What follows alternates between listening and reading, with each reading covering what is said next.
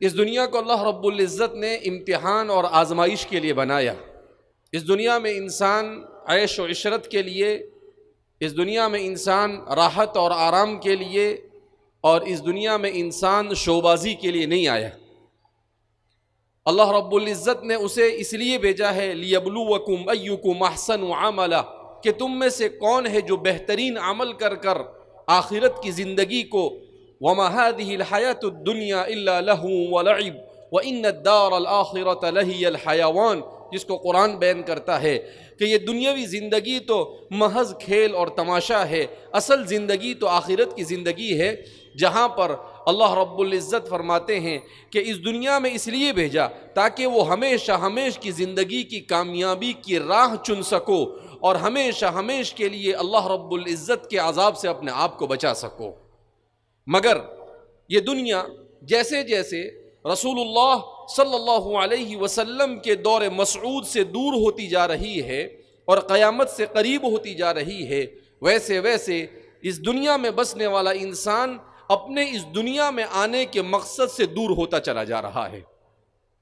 وہ یہ سمجھ رہا ہے کہ میں اس دنیا میں پیٹ بھرنے کے لیے آیا، وہ یہ سمجھ رہا ہے کہ میں اس دنیا میں نام بنانے کے لیے آیا، وہ یہ سمجھ رہا ہے کہ میں اس دنیا میں اس لیے آیا تاکہ میرا جیب بھر جائے، میری خواہشات پوری ہو جائے، اور میں ایک اچھے نام کے ساتھ، چاہے وہ کسی بھی فیلڈ کا ہو، مجھے صرف نام چاہیے، لوگ مجھے لائک کرے اور لوگ میرے ویورز بڑھا دے، اور طرح طرح کے ایسے ایسے خیالات لے کر دنیا کے اندر میں زندگی بسر کر رہا ہے۔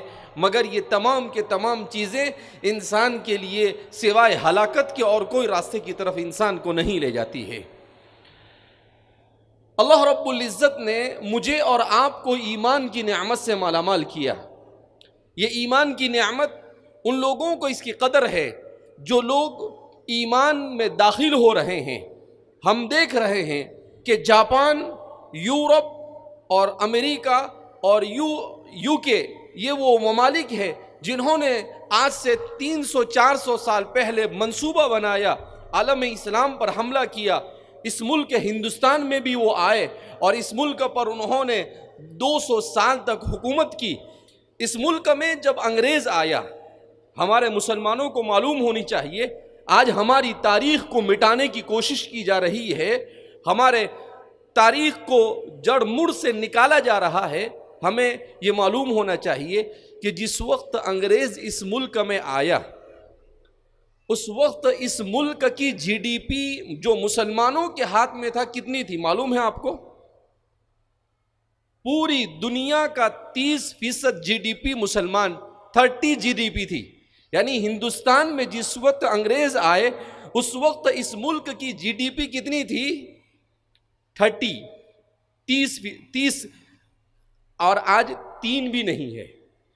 کہتے ہیں کہ جب وہ آیا تو ہماری جی ڈی پی 30 تھی، یعنی پوری دنیا کی دولت کا 30% حصہ ہندوستان کے اندر میں پایا جاتا تھا، صرف ہندوستان میں۔ اور جب وہ یہاں سے گیا تو ہماری جی ڈی پی 7 تھی، اس کے بعد سے لے کر آج تک ہماری جی ڈی پی کبھی بھی 3، 4 اور 7 سے اوپر نہیں بڑھی، وہ ہمیں لوٹ کر چلا گیا۔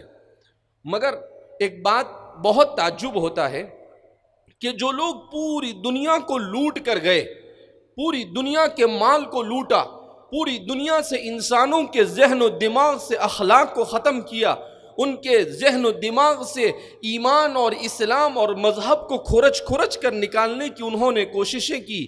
آج صورتحال یہ ہے کہ وہاں کے لوگ اسلام میں داخل ہو رہے ہیں اور یہاں کے لوگ ان کی ایکسپائری ڈیٹ تہذیب کی طرف دوڑتے چلے جا رہے ہیں۔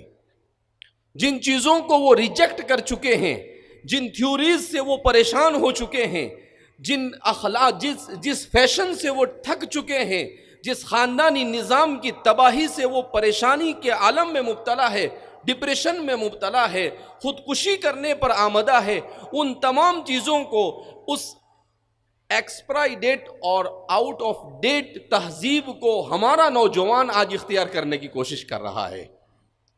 آپ کو حیرانگی ہوگی کہ امریکہ میں ہر سال ایک اندازے کے مطابق 30 سے 40 ہزار لوگ اسلام میں داخل ہو رہے ہیں۔